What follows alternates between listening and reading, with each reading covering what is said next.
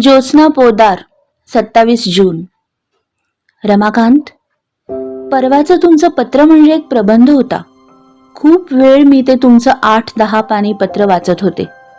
पत्र एक आत्मवृत्त अशा धाटणीतलं ते वाटलं. वसुंधरेबद्दल वाचलं. तुम्ही पूर्वी माझ्याशी बोलताना तिचा उल्लेख माझ्या आयुष्यातली पहिली स्त्री असा केला होतात. मला ते चांगलं आठवतंय. तुमच्या तोंडून ते मला वधवून घ्यायचं नव्हतं, म्हणून मी तुम्हाला वसुंधरेबद्दल फारसं बोलू दिलं नाही. काय असतं, नवऱ्याच्या तोंडून इतर बायकांबद्दल ऐकायला, त्यातही त्यांच्या आयुष्यातल्या प्रेमप्रकरणाबद्दल ऐकायला नको वाटतं. पण वसुंधरेबद्दल वाचून वाईट वाटलं. असं जगावेगळं दुःख परमेश्वरानं तिच्या वाटणीला का दिलं असावं? बायकांच्या वाट्याला दुःख असतातच, नाही म्हणजे पुरुषांच्या वाट्याला नसतात असं मला म्हणायचं नाही, पण प्रमाण कमी. प्रत्येक दुःखाला वेगळे कंगोरे, एकीसारखं दुसरीचं नाही. तुमच्या सहवासात तिचं काही दिवसांचं आयुष्य तरी सुखी गेलं असेल. गर्भाशयाशिवाय बाईचं जगणं किती क्लेशदायक हे तिचं तिलाच माहिती. तिचे प्रॉब्लेम, तिची व्यथा हे सगळंच इतर स्त्रियांपेक्षा वेगळं आहे. खरं तर या विषयावर एखादी चांगली कादंबरी होऊ शकेल. तुम्ही तो विषय कुठल्या नाटकात कसा घेतला नाही हेच आश्चर्य आहे. वसुंधरेबद्दल मला त्यावेळी तुम्ही सांगितलं असतं तर मी नक्की तिला भेटायचा प्रयत्न केला असता. तुम्ही तिच्याशी इतक्या संयमानं वागलात हे वाचून आश्चर्य वाटलं. खरं असेलही, पण मग उरलेल्या आयुष्यात मात्र जाऊ दे, तो विषय फारसा उगाळायला नको. उगाळून उगाळून काळच सामोरी यायचं. माणसाच्यात इतका बदल घडतो. तुम्ही नंतर तिची कोणाकडून साधी चौकशी सुद्धा केली नाही. तिनं कितीही सांगितलं तरी तुमचं तिच्यावर प्रेम होतं ना? निदान मला तरी तसं वाटतं. हो, या पत्रात मात्र तुम्ही चक्क माझी चौकशी केली आहे. अगदी पत्राच्या शेवटी तुमचं वाक्य आहे, तू कशी आहेस? त्या वाक्यानंतर तुमचं पत्र संपतं. मी वाचताना त्या वाक्याजवळ येऊन ब्रेक लागल्यासारखी थांबते आणि मग लक्षात आलं, पत्रही संपलंय. रमाकांत, आता तुम्ही पत्रातून माझी चौकशी करताय तेवढी लग्न झाल्यानंतर कधी केली का नाही तो? लग्नानंतर बायकोच्या बाबतीत एक प्रेमाचा शब्द बोलणंही तुम्हाला किती जड जायचं. आम्हा बायकांचा जीव मात्र नवऱ्याच्या एका प्रेमाच्या शब्दासाठी आतुर असतो. तुमच्याकडे येणाऱ्या सर्वांशी हसून मन मोकळे बोलायचा, पण माझ्या बाबतीत मात्र जेवढ्याच तेवढे. त्यामुळे आता तू कशी आहेस असं विचारताय हे मनाला खरं वाटत नाही. तुम्हाला कदाचित आठवत नसेल, मी तिथं असताना माझी पूर्वीची म्हणजे लग्नापूर्वीची माहेरची मैत्रीण रेखा, तिनं आत्महत्या केल्याचं कळलं म्हणून मी 4 दिवस गावी जाऊन आले होते. तिकडून आल्यावर मला वाटलं तुम्ही विचाराल तिला काय झालं होतं, पण तुम्ही एका शब्दाने चौकशी केली नाहीत. तेव्हाच काय, अजूनपर्यंत तुम्हाला मीही सांगितलं नाही तिनं आत्महत्या का केली होती. पण आज विषय निघालाय म्हणून सांगते. तिचं सासर माहेरपेक्षा खूप श्रीमंत होतं. आपल्याकडे एक म्हण आहे, सून गरिबा घरची आणावी नि लेक श्रीमंताच्यात द्यावी. पण खूप वेळा याचेही तोटेच होतात. रेखाच्या बाबतीतही असंच झालं. सासरी घरी खोल्याच इतक्या होत्या की तिलाच तिचा पत्ता नसायचा. नवरा व्यवसायात मग्न, सारखा फिरतीवर, 10-12 दिवसातून एकदा भेटायचा. सासू हाय सोसायटीतल्या तिच्या मैत्रिणी, क्लब, तथाकथित समाजकार्य यात मग्न. ही घरात एकटी पडत गेली, निग्लेक्ट केली गेली. या एकाकीपणात ती गुदमरली गेली. इतक्या श्रीमंतीची तिला सवय नव्हती. अंगभर दागिन्यांचा दिमाग वाटण्याऐवजी तिला ओझं वाटायला लागलं. प्रेमाच्या एका शब्दाची भूक दुसऱ्या कशानेच भरून निघत नाही. दिवसभर भरकटल्यासारखं बंगलाभर फिरत राहायची. टेरेसवर जाऊन तासनतास उभी राहायची. त्यातच ती अबोल होत गेली, आतल्या आत मिटत गेली. तिला वाटायचं नवऱ्याचं प्रेमानं राहू दे, निदान रागानं का होईना आपल्याशी बोलणं व्हावं, त्यानं आपल्याशी भांडावं, या कारणानं का होईना त्याच्याशी संवाद साधला जावा. पण हेच व्हायचं नाही. ही एक प्रकारची मानसिक घुसमटच होती. आणि यातूनच एके दिवशी तिनं रात्री झोपताना झोपेच्या गोळ्या खाल्ल्या. त्या रात्री झोपली ती कायमचीच. रमाकांत, खरं तर ती आत्महत्या नव्हती. अप्रत्यक्षरित्या नवरा, सासू, त्यांची अफाट श्रीमंती आणि तिची गरिबी या सर्वांनी मिळून तिचा खून केला होता. तिचं ते समजल्यापासून खरं तर मलाही एक प्रकारची भीती त्यावेळेला वाटायला लागली होती. वाटायचं आपला नवरा घरी असतो पण दिवसातून आपल्याशी किती बोलतो. मग मी अक्षरशः दिवसात तुम्ही कधी माझ्याशी काय काय आणि किती वाक्य बोललात याचा हिशेब करीत राहायचे. एवढंच काय रमाकांत, तुम्ही कधी माझ्या घरच्यांबद्दल सुद्धा मला विचारायचा नाहीत. मला माहेर असं नव्हतंच. माहेर नसणं याचं किती दुःख असतं ते फक्त माहेर नसलेल्या बाईलाच माहिती असतं. नवरे रागावतात, चिडतात, प्रसंगी चालती हो म्हणतात. अशा वेळी बाईला कसलं का माहेर असेना पण त्याची सुरक्षितता वाटते. कसा का होईना तो तिचा आसरा असतो. या बाबतीत मी दुर्दैवीच होते. कुठल्या आईबापांच्या पोटी जन्म घ्यायचा ही गोष्ट मुलांच्या हातात नसते. मिळतील ते आईबाप हे त्यांचं प्राप्त नसतं. त्यामुळे मी माझ्या आईबापांना वाईट कसं म्हणू. मला आठवते, मला कळायला लागल्यापासून माझ्या आई वडिलांची मी भांडणेच पाहत आले. त्यांचं कधी कुठल्याच बाबतीत एकमत व्हायचं नाही. रोज या ना त्या कारणानं भांडणं आणि त्यानंतर मग वडिलांचं दारू पिणं. रमाकांत, दारूबद्दलचा राग त्यावेळेपासून माझ्या मनात आहे. खूप रात्र होईपर्यंत मग ते दारू पीत. कोणतं तरी एकाकीपण त्यांना सतत खात राहायचं. बऱ्याच वेळा ते मला जवळ घ्यायचे तेव्हा म्हणायचे, पोरी लवकर मोठी हो. मला तेव्हा फारसं कळायचं नाही, पण नंतर लक्षात आलं त्यांना संवाद साधण्यासाठी म्हणून कोणीतरी आपलं माणूस हवं होतं. आणि घरात तसं कोणीच नव्हतं. मी आणि माझा भाऊ जयंता दोघंही तेव्हा लहान होतो. मला आठवतंय एकदा आई त्यांना म्हणाली होती, तुमचं बरं असतं हो, दिवसभर तुम्ही मित्रांच्या तुमच्या कामात असता, तुम्हाला एकाकी वाटत नाही. तेव्हा ते विषण्णपणे हसले, म्हणाले, तुला कोणी सांगितलं सगळ्यांच्यात राहून माणूस एकटा नसतो म्हणून.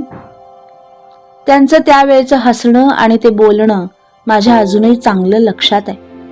मी मोठी झाल्यावर कधीतरी आईनंच मला सांगितलं होतं, माझ्या वडिलांच्या आयुष्यात त्यांचं लग्न झाल्यावरही एक बाई आली होती आणि हे कळल्यापासून माझ्या आई वडिलांचा बिछाना वेगळा झाला होता. आईनंही तिच्या मैत्रिणी तिचं आयुष्य वेगळं बनवलं होतं. वडिलांच्या पासून घरातल्या घरात ती वेगळीच झाली होती.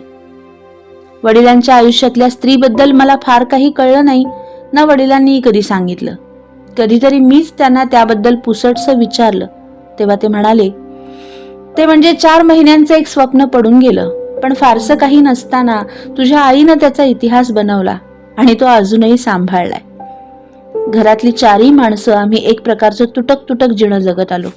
जेव्हा मी इतरांच्या घरात डोकावायचे तेव्हा आई वडील मुलांच्या मधले संबंध बघून हुरळायचे. वाटायचं हे सगळं आपल्या घरात का नाही. पण शेवटी प्राक्तन म्हणूनही काही असतं हे तेव्हापासून पटायला लागलं. माझी जशी यात भावनिक परवड झाली तशीच जयंताचीही. तो वाईट संगतीला लागला याचं कारण हेच असावं. घरातून ज्या वयात जे प्रेम आई वडिलांच्या पासून त्याला मिळायला पाहिजे होतं ते कधीच त्याला मिळालं नाही. तो या दृष्टीने एकटा पडत गेला. अवघ्या 21व्या वर्षी तो दुबईला निघून गेला. त्यानंतर त्यानं मागं वळून पाहिलं नाही. हे सगळं असं आयुष्य मी जगलीय रमाकांत. तुम्हाला याबद्दल कितपत माहिती आहे हे मला माहित नाही, पण माहिती असणं आणि जगणं यात खूप फरक आहे हो. त्यामुळे प्रेमाची मायेच्या ओल्या शब्दांची भूक काय असते हे माझ्या इतकं कोणाला कळणार. त्या काळात कोणाही नातेवाईकांनी आमची साधी चौकशी सुद्धा केली नाही. जेव्हा माझ्या आई वडिलांचा तो अपघात झाला तेव्हा कोणी माझ्याबरोबर नव्हतं. हॉस्पिटलमध्ये दोघांची प्रेतं जवळजवळ ठेवली होती. गळ्यापर्यंत पांढरे कापड ओढलेले त्यांचे चेहरे मला अजूनही आठवत आहेत. नाकात कापसाचे बोळे घातलेले ते चेहरे मी कधीच विसरू शकत नाही. जिवंत प्रेतासारखीच मी तिथे बसून होते. झालेल्या दुःखाने मी इतकी गोठून गेले होते की डोळ्यातून पाणी येत नव्हतं की घशातून हुंदका फुटत नव्हता. त्या दोघांच्या प्रेतांकडे पाहताना वाटत होतं यांना एकमेकांच्या संगतीनं आयुष्यभर का जगता आलं नाही. परमेश्वरानं तरी या दोघांना एकत्र का आणलं असावं. मला आणि जयंताला त्यांच्या पोटी जन्म देण्यासाठी. त्या दोघांच्या चेहऱ्यावर मृत्यूनंतर जो शांत भाव होता तो ते जिवंत असतानाही मी पाहिला नव्हता. सतत आईचा त्रासलेला चेहरा, कपाळावरची आठी तेवढीच माझ्या लक्षात आहे. तर वडिलांच्या चेहऱ्यावरचा भकासपणा, सर्वस्व हरवल्यावर माणूस जसा रिता होतो ते रितेपण सतत त्यांच्या चेहऱ्यावर असायचं. ही नियती आहे ना रमाकांत, ही मोठी विचित्र आहे. कठपुतळ्यांसारखी माणसांना स्वतःच्या तालावर नाचवते. ज्यांना बरोबर सुखानं जगता आलं नाही त्या आई वडिलांचा मृत्यू मात्र तिनं एकत्र दिला. यामागचं तिचं काय प्रयोजन होतं ते कळलं नाही. त्या दोघांना एकाच चितेवर अग्नी मिळाला. त्यावेळी फक्त आम्ही 3 माणसं बरोबर होतो. त्या हॉस्पिटलचे 2 वॉर्ड बॉय आणि मी एकटी. रमाकांत, कोणाला हे सगळं सांगितलं तरी खरं वाटणार नाही. वाटेल एखाद्या सिनेमातल्या सीन विषयी मी सांगतेय, पण हे खरं आहे. तुम्ही कधी पूर्वी मला विचारलं नाहीत, मी स्वतःहूनही कधी सांगितलं नाही. आपल्या आयुष्यांची पानं मनातल्या मनात मी साठवून जपून ठेवली. आत्मकथनात याचा तसा उल्लेख आला आहे, पण तरी सुद्धा या पत्रात मी हे सगळं पुन्हा लिहितेय. याचं कारण मागच्या पत्रात तुम्ही माझी केलेली चौकशी. रमाकांत, या नियतीनं मला पूर्वीपासूनच घर लाभून दिलं नाही. दिल्या त्या फक्त वेटिंग रूम, ठराविक काळ राहण्यासाठी म्हणून. 4 भिंती आणि एका छतानं फक्त वेटिंग रूम बनतात, घर नव्हे. आणि रमाकांत, माहेरची वेटिंग रूम, तुमच्या घरची वेटिंग रूम आणि आता राहते ती वेटिंग रूम, हे माझं आयुष्य. आता या वेटिंग रूम मध्ये 19 वर्षे गेली. प्रत्येक पर्वात मी वेगळं आयुष्य जगत आले, वेगळं भोगत आले. रमाकांत, 19 वर्षातलं सगळं कसं पत्रातून सांगता येईल? शेवटी मनातल्या किती व्यथांना सुखांना आपण पूर्णार्थानं शब्दरूप देऊ शकतो? सगळं घडलं भोगलेलं तू कशी आहेस या प्रश्नांत उत्तर म्हणून मला नाही सांगता येणार. सगळ्या आठवणींचे तुकडे जोडून ते एक सलगपणे लिहायचे ही अवघड गोष्ट आहे. म्हणूनच कदाचित मी घर सोडल्यानंतरचं आत्मकथन लिहिलं नाही, लिहूही शकणार नाही कदाचित. कारण या 19 वर्षात मी खास माझं स्वतंत्र आयुष्य जगले आहे, चौकटी बाहेरचं असं लिहिलंय. याचा अर्थ जे मला सुखावह वाटलं, मनाला पटलं असं. जे स्वतःला पटेल ते खरं, त्यावर इतर काय म्हणतील याचा विचार मी केला नाही. तुमच्या कानावर काय काय आणि किती गोष्टी माझ्याबद्दलच्या आल्यात मला माहिती नाही. शक्यतो आपल्या साहित्य वर्तुळातल्या बातम्या बाहेर फुटतातच, आणि नुसत्या फुटतातच असं नाही, तर चांगल्या तिखट मीठ लावून, प्रसंगी पराचा कावळा करून. त्यामुळे मी कशी आहे हे सगळं लिहिलं तर ते नक्कीच तुम्हाला आवडणार नाही. कारण प्रत्येक नवऱ्याच्या मनात स्वतःच्या बायकोकडे पाहताना एक पारंपरिक स्त्रीची प्रतिमा असते. डोक्यावर पदर घेणारी, नवऱ्याचे पाय चेपणारी, नजर उंचावून त्याच्याशी न बोलणारी, वटपौर्णिमेला हाच नवरा पाहिजे असं मनात धरून त्याच्या आयुष्याचं वरदान मागत वडाभोवती फेऱ्या घालणारी. आणि मग या प्रतिमेशी फाटा देऊन स्वतःच्या बायकोचं वर्तन घडायला लागलं की नवरे लोकांना ते सहन होत नाही. एका गोष्टीचं आश्चर्य वाटतं, पुरुषांना बाहेर काहीही म्हणजे अगदी काहीही केलं तरी चालतं, पण अशा पुरुषांना सुद्धा स्वतःची बायको मात्र धुतल्या तांदळासारखी लागते. तुम्ही सुद्धा त्याला अपवाद नाही रमाकांत. अनंताबरोबर मी गप्पा मारते, त्याला माझ्या कविता दाखवते, त्याच्याशी हसत खेळत राहते, तर ते तुम्हाला सहन झालं नाही. मागच्या पत्रात तुम्ही त्याचा उल्लेख केलाय, पण तुम्ही कधी माझं मन जाणून घ्यायचा प्रयत्न केलात? सगळ्या बाबतीत स्वतःच खरं. मनात असलं तर बायकोशी बोलावं, नाहीतर दिवस दिवस मौन. स्वतःशिवाय कधी दुसऱ्याला किंमत दिलीत? तुम्हाला आठवतं की नाही मला माहिती नाही, पण ज्या दिवशी अनंतानं मला त्याची सगळी चित्र दाखवली, ती चित्र त्यानं कुठे व केव्हा काढली हे मला सांगितलं, प्रत्येक चित्राचा इतिहास सांगितला, तेव्हा खरं तर तुम्ही तिथं होतात. तो मला एकटीलाच सांगत होता अशातला भाग नाही, पण त्याच्या सांगण्याकडे तुम्ही दुर्लक्ष करत होतात. वास्तविक एका कलाकाराला दुसऱ्याच्या कलेचाही आदर असला पाहिजे. तुम्ही नाटककार म्हणजे कलाकारच होतात. कलेची पारख तुम्हाला होती. स्वतःच्या नाटकांचं नेपथ्य खूपदा तुम्ही लक्ष घालून करायचात. तिथं कोणती लँडस्केप पाहिजेत याबद्दल वाद घालायचात. तुमच्या मनातल्या लँडस्केप तुम्ही अनेक ठिकाणी हिंडून नाटकासाठी मिळवायचात. मग अनंताच्या चित्रांबाबत दुर्लक्ष करायचं कारण काय? पण त्या दिवशी जेव्हा अनंताला म्हटलं, तू फक्त निसर्ग चित्र काढतोस, माणसांची सुद्धा काढ, मॉडेल बसवून प्रयत्न कर, तेव्हा तो चुकून म्हणाला, खरं तर त्याच्या मनात काही सुद्धा नव्हतं, पण तो बोलून गेला, तुम्हाला पाहिल्यापासून मला खूप वाटतंय तुमचं एक पोर्ट्रेट करावं. मी हसून त्याची गोष्ट चेष्टेत घालवली, पण तुम्ही तिथून उठून गेलात. त्यानंतर 2 दिवस माझ्याशी बोलला नाहीत. दिवसभर घराबाहेर राहायचात. घरात मी एकटी, आणि घरी आल्यावरही कामाशिवाय तुमचं बोलणं नाही. हे सगळं एक प्रकारचं मेंटल टॉर्चरिंग होतं असं नाही का वाटत तुम्हाला? तुम्ही त्या रजनी शेवडेशी बाहेर सोफ्यावर तासनतास गप्पा मारीत बसायचात तेव्हा मी तुमच्यासाठी आत कॉफी बनवत असायचे, पण कधी मी लगेच तुम्हाला त्याबद्दल काही म्हटलेलं मला तरी आठवत नाही. नंतर तुम्ही अगदीच ताळतंत्र सोडलं तेव्हा मात्र सहन करणंच अवघड झालं. तुम्हाला या सगळ्या लहान सहान घटना वाटतील, पण या सगळ्यातून मी खचत गेले. त्याच्यापेक्षा जास्त खचले ते त्यावेळी तुम्ही माझ्यावर केलेल्या आरोपांमुळं, आणि तेही अनंतावरून. तुम्हाला माहिती नव्हतं का, अनंता माझ्यापेक्षा वयानं 4 वर्षांनी लहान होता, आणि तरी सुद्धा तुम्ही. मला अजूनही तो दिवस चांगला आठवतोय. आषाढ महिना, बाहेर जोरदार पाऊस कोसळत होता. तुम्ही टेबलावरचा तुमचा ड्रिंक्सचा सरंजाम मांडून बसला होतात. मी शेजारी आराम खुर्चीत मासिक वाचत होते. तुमचं पिणं चाललंच होतं. रामकाकाने एकदा सांगूनही बघितलं, पण एवढा पेक घेऊन थांबतो म्हणूनही तुम्ही घेतच राहिलात. खरं तर माझं सगळं लक्ष तुमच्या पिण्याकडे होतं. डॉक्टरांनी 4 दिवसांपूर्वीच तुम्हाला न पिण्याबद्दल सांगितलं होतं, पण तुम्ही कधी कोणाचं ऐकलं नाहीतच. अगदीच तुमचा तोल जायला लागला तेव्हा मी खुर्चीवरून उठून तुमच्या समोरची बाटली उचलली तेव्हा तुम्ही पूर्ण दारूच्या नशेत होतात, बडबडत होतात. मी बाटली उचलल्यावर तुम्हाला राग आला. म्हणालात, का का बाटली उचलतेस? झाली तेवढी बास झाली. नाही, मला अजून पाहिजे. तू तू कोण मला अडवणार? मी तुमची बायको. तुम्ही मोठ्यांदा हसलात विचित्रस. माझ्या हातातून बाटली हिसकून घेतलीत. माझी फक्त बायको, आणि त्या अनंताची कोण? रमाकांत. मी केवढ्यांदा तरी ओरडले. त्या आवाजाने तुम्ही सुद्धा दचकलात. हातातली बाटली फरशीवर पडून फुटली, त्याचाही तुम्हाला राग आला. ओरडतेस कोणावर? नवऱ्यावर? खरं समोर आला की राग आला. तुला काय वाटलं मला माहित नाही?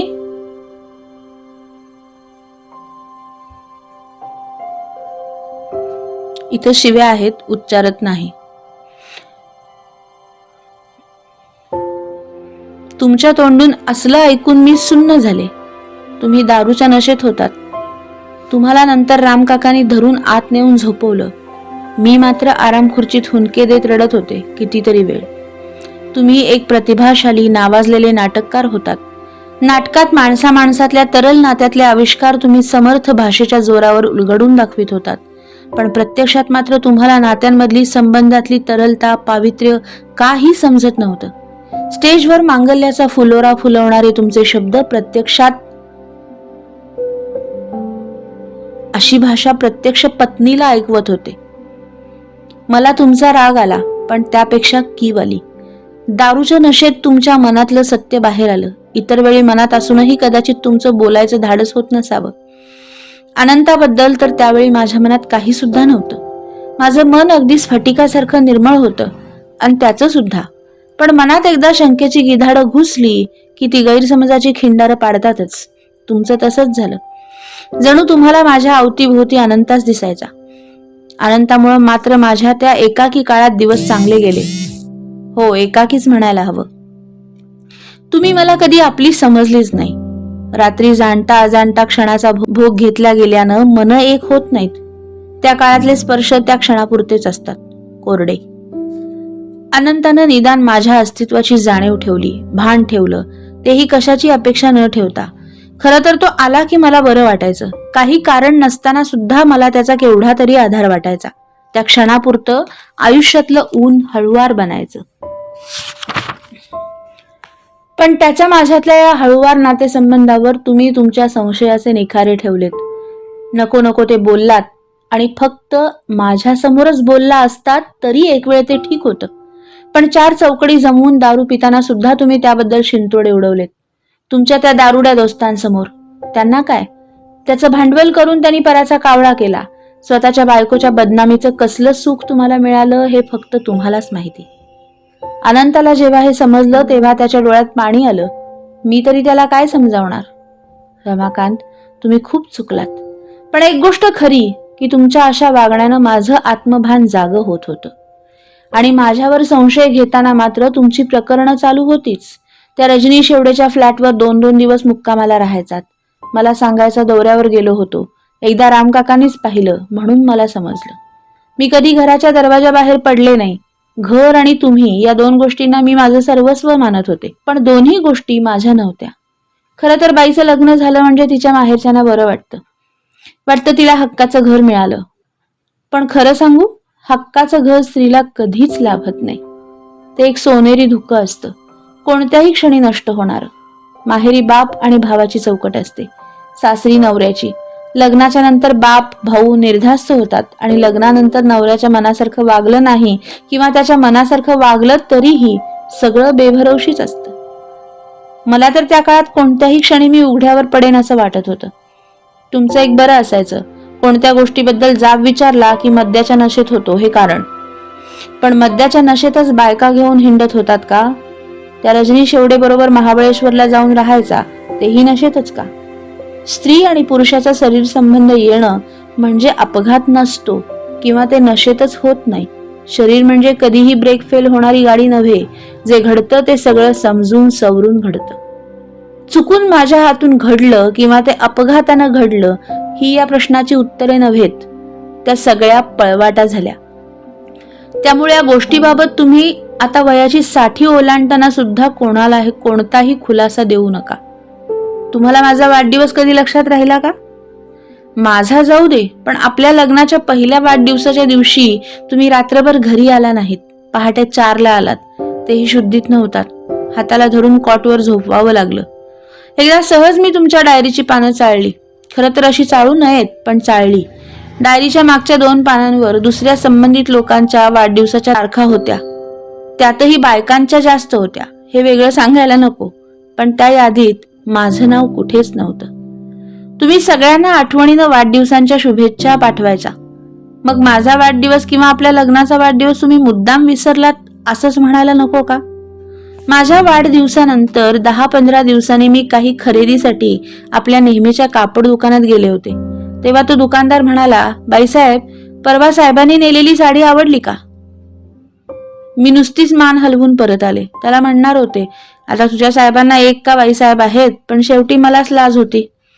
60 आल्यावर हे सगळे प्रकार तुम्ही बहुतेक विसरला असाल, कारण या सगळ्या तुमच्या दृष्टीने क्षुल्लक गोष्टी होत्या. इतक्या बारीक सारीक गोष्टी मला माझ्या आत्मकथनात लिहिता आल्या नाहीत, नाहीतर ते एक रडगाणच बनलं असतं आणि मग त्यात काही अर्थही उरला नसता. पहिल्या पत्रात तुम्ही मारे कौतुक केलं माझं, तिराईत राहून आयुष्याकडे पाहिलं वगैरे लिहून. पण काही का असे ना, एका गोष्टीची पुण्याई तुमच्या पाठीमागे आहे, ती म्हणजे रामकाका. कुठल्या नात्यानं हा माणूस तुम्हाला जोडला गेलाय ठाऊक नाही, पण या सगळ्या ऊन पावसात तो तुमच्याबरोबर राहिलाय. जोपर्यंत मी तुमच्याबरोबर होते तोपर्यंत रामकाका माझाही मोठा आधार होते. कधी कधी मला सहन व्हायचं नाही आणि मी हुंदके देऊन रडायचे, तेव्हा रामकाकांचाच हात सांत्वनासाठी माझ्या पाठीवर फिरायचा. त्या स्पर्शानं सुद्धा मला किती बरं वाटायचं. एखाद्या लहान मुलाची घ्यावी तशी तुमची काळजी घेतात ते. जेव्हा तुम्हाला विस्की जास्त व्हायची, चालण्याची सुद्धा शुद्ध तुमच्यात उरायची नाही, चालायला लागलात की झोप जायचे, त्यावेळी रामकाका त्यांच्या आधाराने तुम्हाला आत नेऊन बेडवर झोपवायचे. तुमच्या पायातले बूट काढायचे, तुमच्या अंगावर पांघरुण घालायचे. खूपदा अतिमद्यपाना तुम्हाला ओकारी व्हायची, तेव्हा हेच रामकाका हातात तरट घेऊन फरशी साफ करायचे. तुम्ही मात्र मद्याच्या नशेत त्यांना शिव्या द्यायचा, आदवा तदवा बोलायचात. तुम्हाला आठवतं का नाही मला माहिती नाही, पण तुम्ही रामकाकांना लाथ सुद्धा मारली होती. दारूच्या नशेत असल्यानं तुम्हाला ते आठवत नसेल. ते पाहून माझ्याच डोळ्यात पाणी आलं आणि ते पुसायला पुन्हा रामकाकाच धावले. तेव्हा मी रामकाकांना म्हटलं होतं, का तुम्ही तुमच्या साहेबांचं इतकं करता? लाथ खाण्यापर्यंत तुम्हाला सहन कसं होतं? का सोडून जात नाही त्यांची ही लाचार नोकरी? ज्या माणसाला तुमच्या सेवेचं मोल कळत नाही, तिची वृथा सेवा का करता? त्यावेळी रामकाका मला म्हणाले होते, वहिनी साहेब, साहेबांनी मी खांद्यावर खेळवलंय. लहानपणापासून त्यांच्याच घरात वाढलोय. त्यांच्या आईने मरताना मला सांगितलं, साहेबांच्यावर लक्ष ठेव, त्यांना सांभाळ. वहिनी साहेब, मी शब्द दिलाय त्यासनी. रमाकांत, तुमच्या आईला दिलेल्या त्या शब्दासाठी रामकाका सगळं सहन करतायत. खूपदा वाटतं त्यांची स्वामीनिष्ठा वाया जातीये. रामकाकांचं उभं आयुष्य तुमच्या संगतीत गेलं, तुमची काळजी वाहण्यात गेलं. ना त्यांनी लग्न केलं ना संसार. तुम्हाला एकदा हिपॅटायटिसचा त्रास झाला होता, तेव्हा डॉक्टरांनी सांगितलं होतं त्यांची दारू सुटायला पाहिजे म्हणून. त्यावेळी रामकाका 4 दिवसांसाठी त्यांच्या कोकणातल्या गावी गेले होते. तिथल्या त्यांच्या देवाला नवस बोलायला. तुमची दारू सुटली तर ते त्या देवाला चांदीचे डोळे बसवणार होते आणि तोपर्यंत तर त्यांचे गुरुवार चालू होतेच. रात्री झोपेपर्यंत पाण्याचा थेंब सुद्धा ते घ्यायचे नाहीत. कामं मात्र रोजच्या इतकीच. त्या बिचाऱ्या देवाला डोळे बसवून घ्यायचं भाग्य नसावं, कारण अजून सुद्धा इतर बाया सुटल्या तरी ही बया तुमच्याकडून सुटली नाही असं मी ऐकून आहे. त्यामुळे रामकाकांचे गुरुवार संपले नसावेत. रामकाका जितकं तुमचं करतात तेवढं इतर दुसरं कोणी करणं शक्य नाही. म्हणून म्हणतीये, तुमची पूर्वजन्मीची कोणती तरी पुण्याई रामकाकांच्या रूपानं या जन्मी उभी आहे. रामकाकांना संधिवाताचा त्रास पूर्वीपासूनच होता. आता तर ते पिकलं पान झालं आहेत. ते घर सोडून आल्यावर त्यांची परत कधी भेट झाली नाही. त्यांना सांगा, त्यांच्या वहिनी साहेबांना अजून रामकाकांच्या हातच्या आळूवड्या आठवतात. गेल्या 19 वर्षात त्या चवीची आळूवडी खाल्ली नाही. रमाकांत, जेव्हा मला पहिल्या वेळी डोहाळे लागले होते तेव्हा या रामकाकांनी किती म्हणून प्रकार मला करून घातले. मला माहेर नव्हतंच. भाऊ तो तसा. माझं लग्न झाल्यावर बहीण जिवंत आहे की मेली याची त्यानं चौकशी सुद्धा केली नाही. आई तर लग्न आधीच गेलेली. रमाकांत, जोपर्यंत बाईला आई असते ना तोपर्यंतच तिचं कोड कौतुक आणि लाड असतात.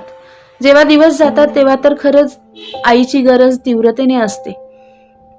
खूप बारीक सारीक गोष्टी असतात. तुम्हा पुरुषांना त्या नाही समजायच्या, पण रामकाकांच्या रूपानं जणू माझी आईच घरात वावरते असं वाटायचं मला.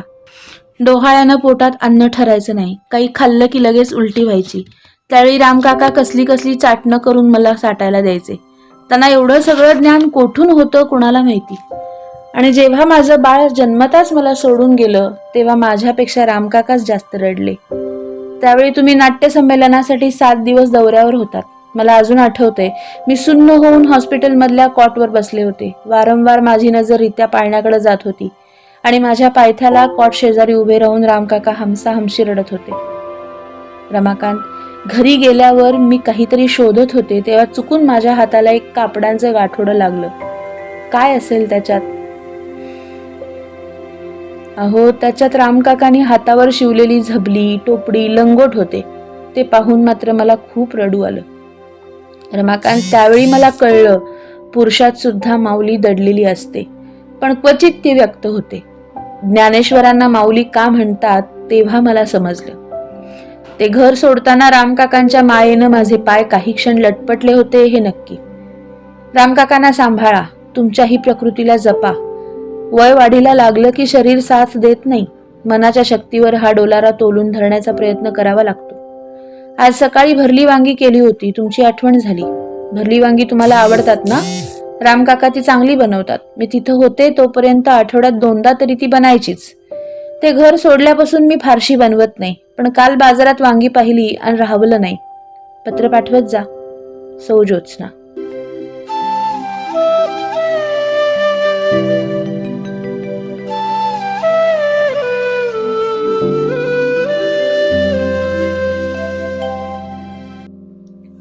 रमाकांत पोतदार, 18 जुलै.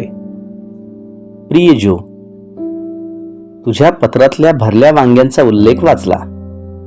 कदाचित चुकून तुझ्या लेखणीतून तुझ्या मनातलं उतरून गेलंच. आतापर्यंत तू जुनं सगळं विसरले हे सांगण्याचा प्रयत्न करत राहिलीस. माझ्या खूपशा वाईट आठवणी तुझ्या मनात असतील, तशा थोड्याफार चांगल्या सुद्धा असतीलच की. मला भरलं वांग आवडतं हे अजून तू विसरली नाहीस हेही नसे थोडके.